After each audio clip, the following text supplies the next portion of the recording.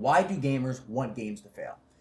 In recent years, there's been a cycle where every time a new game is coming out, there is a hate train on Twitter, X, whatever you want to call it, and within the comments on every social media platform, YouTube, etc., where people are already wanting a game to fail out directly after its release, or the most part, right before it even releases. And before I even get to my reasons, sometimes these are definitely deserved. In 2024 specifically, we have seen countless studios injecting diversity and inclusivity in games specifically for the reason of hitting their internal checkboxes or getting more funding for their game. And many times, this leads to the detriment of the game because they don't actually understand how to do this in a real, meaningful, or positive way, which generally leads to inclusion based on stereotypes that the entire world is already trying to get rid of in the first place. But looking a bit further than that, there are also been countless workplace harassment and also literal lawsuits in some of our most beloved studios today that are releasing some of our favorite games. This has happened with Blizzard. There was drama just with game signs with Black Myth Wukong. Obviously, Riot's had a lot of these issues as well. So besides these obvious reasons of literally studios begging people not to play their games or support them in any way whatsoever, there are also real fundamental issues, both from the player and also the video games that are being created that are causing these issues. And the first reasons that I really want to talk about are with the players themselves, or with us ourselves as gamers, as to why we want games to fail, or why we hate on games before they even release.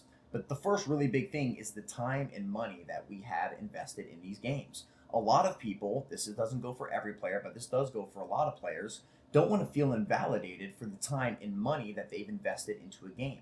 If they're playing a game for, let's say, 200 hours and they've spent $200 buying and also buying microtransactions in a game, and a new game comes out and everyone leaves the one they're currently playing, or everyone stops playing the one that gamer is currently playing, that gamer is going to feel invalidated, or sometimes gamers feel invalidated both for their time and the money that they put into game, because they should have waited to put it in a different game. They should have put this in a different game to begin with. They wasted their time, they wasted their money playing a game when there's another better alternative out there. And people feel invalidated about that, and they start hating on these new games. They start hating on anything that's going to be a competitor to their main game.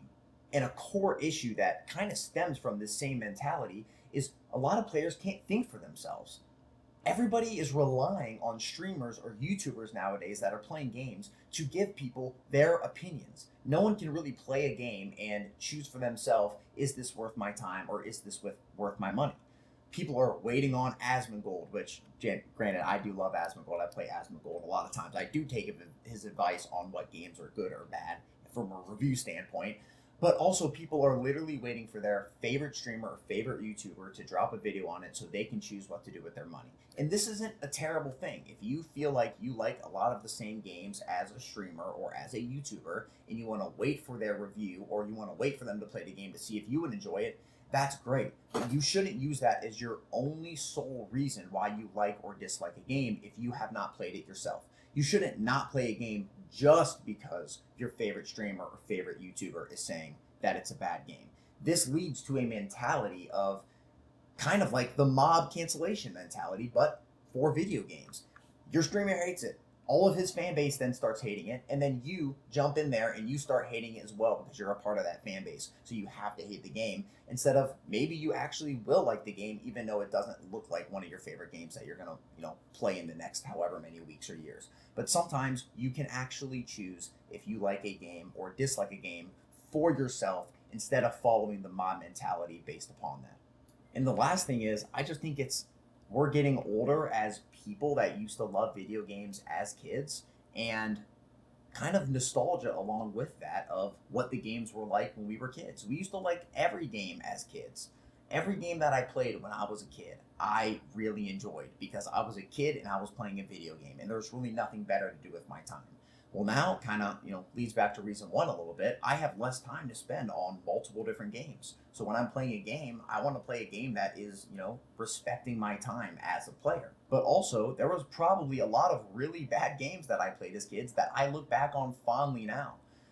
This happens a lot of times with, MMOs, with expansions like WoW expansions like the Burning Crusade or Wrath of the Lich King, for example. If you're a WoW fan, or you're an MMO fan, you will know everybody used to call these the best expansions in MMO history. But now people look back on these expansions and say, they were actually doing a lot of things back then that people didn't realize that, 10 years down the line ruined the game in a lot of ways. Another example of this is with Call of Duty.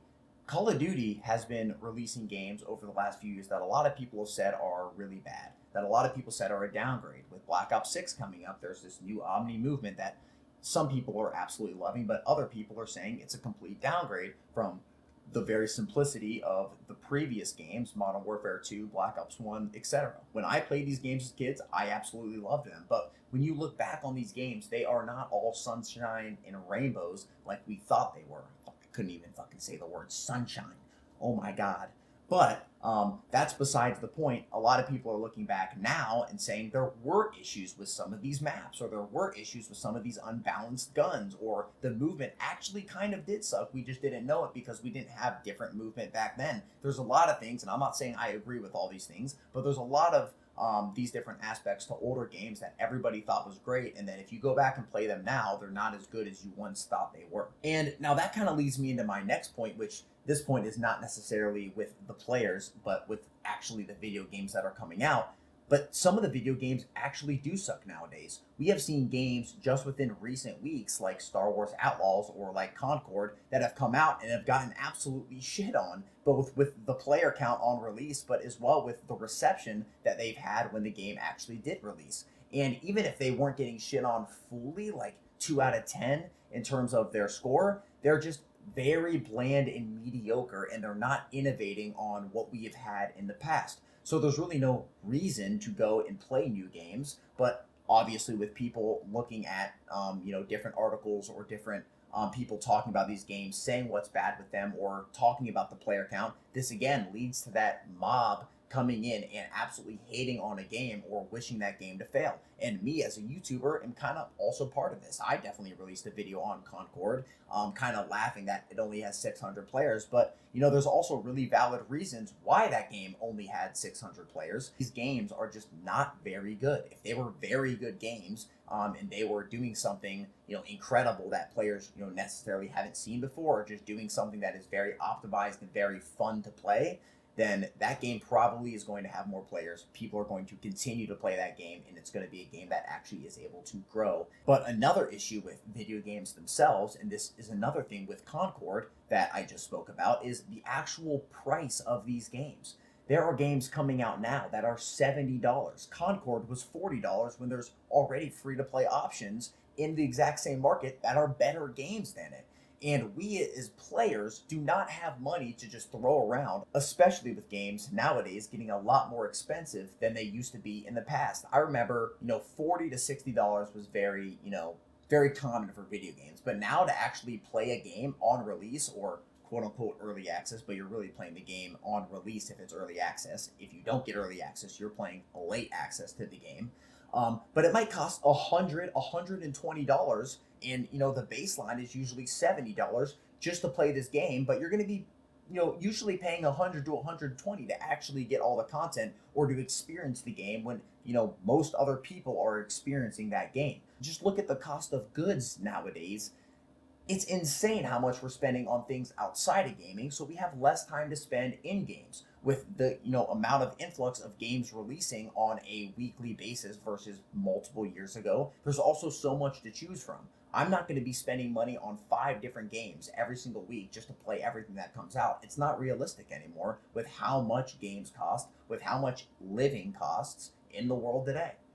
And the last thing I kind of want to talk about, and again, it is specifically with video games and the developers, but developers and studios just don't know what gamers want nowadays. There are a couple that do. If you ever played Path of Exile, those developers know what the players want, even if the players themselves don't know what they want. But there's a lot that are completely out of loop in terms of what players actually want. This comes a lot of times with continuous IPs like Halo, for example. There should have been a Halo BR. Players wanted a Halo BR. They don't want to keep playing the same multiplayer. This is, an innovation within the first-person shooter industry. When a game comes out, if it's going to be successful, it usually has to have a BR. This also happens with MMOs. When the new WoW expansion comes out, half of the time, half of the different systems in that new expansion are not what players actually wanted or not what players were asking for.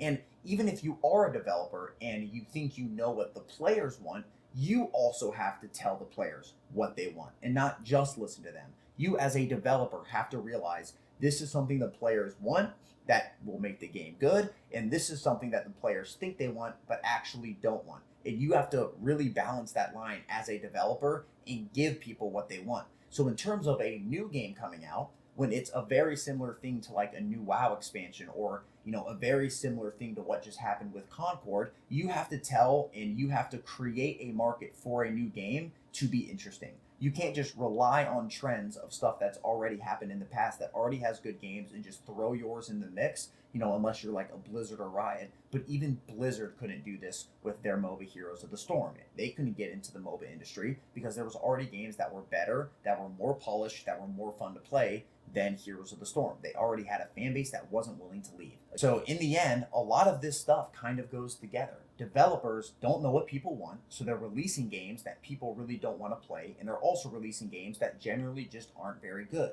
Then the players who already have spent their time and money on a different game do not want to then go and play this new game that isn't even what they really wanted a lot of times in the first place, or it's not something that is a very good product that's going to get the players to spend their time and money on this new game. And that problem, again, could be alleviated if games weren't so damn expensive now in the market. And that, really leads into why I think indie games are more big than ever nowadays, but that's definitely a video for a different time, so let me know if that's something you guys want to hear my opinions on. But in the end, all of this, why gamers really want games to fail, I don't think gamers wanting games to fail or hating on games is ever really going to go away. If anything, I think, the way the world is right now, if anything, it's going to get a lot worse and more prominent going forward.